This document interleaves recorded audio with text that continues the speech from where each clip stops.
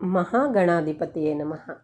ಮಧುಸೂದನರೂಪೇ ಶ್ರೀ ವಿಷ್ಣು ಪ್ರೀತ್ಯರ್ಥಂ.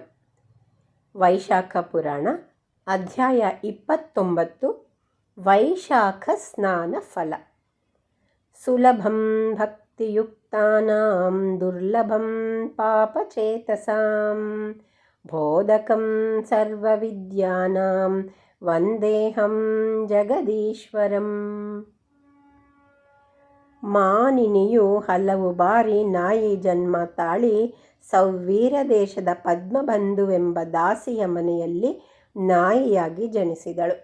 ಕ್ರಿಮಿ ಕೀಟಕಗಳಿಂದ ಬಾಧೆಯನ್ನು ತಾಳಲಾರದೆ ಬಹಳ ಅವಸ್ಥೆ ಪಟ್ಟಳು.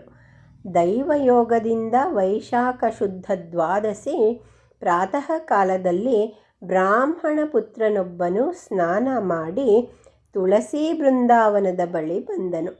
ಅವನು ಪ್ರದಕ್ಷಿಸುತ್ತಿದ್ದಾಗ ಹತ್ತಿರವಿದ್ದ ನಾಯಿಗೆ ಅವನ ಕಾಲು ತೊಳೆದ ನೀರಿನ ಸ್ಪರ್ಶವಾಯಿತು. ಇದರಿಂದ ಪೂರ್ವಜನ್ಮ ಸ್ಮರಣೆ ಬಂದು ಪಶ್ಚಾತ್ತಾಪದಿಂದ ತನ್ನ ಹಿಂದಿನ ಜನ್ಮದ ಪತಿದ್ರೋಹವನ್ನು ಆ ಬ್ರಾಹ್ಮಣನೆದುರು ನಿವೇದಿಸಿದಳು ಹಾಗೂ ತನ್ನನ್ನು ಹೇಗಾದರೂ ಮಾಡಿ ಉದ್ಧರಿಸೆಂದಳು. ವೈಶಾಖ ಮಾಸದ ಸ್ನಾನ ಫಲದ ಅಲ್ಪ ಭಾಗವನ್ನಾದರೂ ಕೃಪೆ ತೋರಿ ತನ್ನನ್ನು ರಕ್ಷಿಸೆಂದು ಪ್ರಾರ್ಥಿಸಿದಳು. ಆಗ ಋಷಿಪುತ್ರನು, ನೀನು ಪತಿ ವಶೀಕರಣಕ್ಕಾಗಿ ಕ್ಷುದ್ರ ಶಕ್ತಿಯನ್ನವಲಂಬಿಸಿದ್ದು ತಪ್ಪು. ನಿನಗೆ ಉಪಕಾರ ಮಾಡಿದರೆ ನನಗೆ ತೊಂದರೆಯಾಗುತ್ತದೆ. ಇದರಿಂದ ನನ್ನ ಬ್ರಹ್ಮ ತೇಜಸ್ಸು ನಷ್ಟವಾಗುವುದೆಂದು ನುಡಿದನು. ಆದರೆ ಶ್ವಾನ ರೂಪದಲ್ಲಿದ್ದ ಮಾನಿನಿಯು ಹೀನ ಜನ್ಮದಲ್ಲಿರುವ ತನ್ನನ್ನು ಉದ್ಧರಿಸಿದರೆ ಗೃಹಸ್ಥರಿಗೆ ಪುಣ್ಯ ಬರುವುದೆಂದು, ಪ್ರಾಣಿದಯೆ ಮನುಷ್ಯ ಕರ್ತವ್ಯವೆಂದು ತನ್ನನ್ನು ಕರುಣಿಸೆಂದು ಕೇಳಿಕೊಂಡಳು. ಈ ಮಾತನ್ನು ಕೇಳಿಸಿಕೊಂಡ ಪದ್ಮಬಂಧುವಿನ ಮಗನಿಗೆ ಪ್ರಾಣಿದಯಾಧರ್ಮ ತಿಳಿಸಿದಳು. ಹಿಂದೆ ಶಿಬಿಚಕ್ರವರ್ತಿಯು ಪಾರಿವಾಳಕ್ಕಾಗಿ ತನ್ನ ದೇಹದ ಮಾಂಸವನ್ನು ಕೊಟ್ಟಿದ್ದು, ಜೀಮೂತವಾಹನನು ಸರ್ಪರಕ್ಷಣೆಗಾಗಿ ಗರುಡನಿಗೆ ಆತ್ಮಾರ್ಪಣೆ ಮಾಡಿದ್ದು, ಇವೆಲ್ಲ ಮಾನವ ಜೀವನದ ಪುಣ್ಯ ಕರ್ಮಗಳು.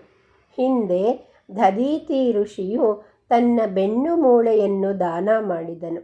ಆದ್ದರಿಂದ ಈ ನಾಯಿಯನ್ನು ನನ್ನ ಪುಣ್ಯವನ್ನು ಧಾರೆ ಎರೆದು ಉದ್ಧರಿಸುತ್ತೇನೆಂದು ಆಶೀರ್ವದಿಸಿದನು.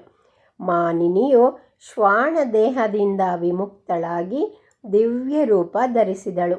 ಹೀಗೆ ವೈಶಾಖ ದ್ವಾದಶಿಯ ಮಹಿಮೆ ಅಪಾರವಾದದ್ದು ಎಂಬಲ್ಲಿಗೆ ವೈಶಾಖ ಮಹಿಮೆಯ 29ನೇ ಅಧ್ಯಾಯವು ಮುಗಿಯಿತು. ನಾಳೆ ವೈಶಾಖ ಪುರಾಣದ ಕೊನೆಯ ಅಧ್ಯಾಯ 30 ಫಲಶ್ರುತಿ ಬಗ್ಗೆ ತಿಳಿದುಕೊಳ್ಳೋಣ.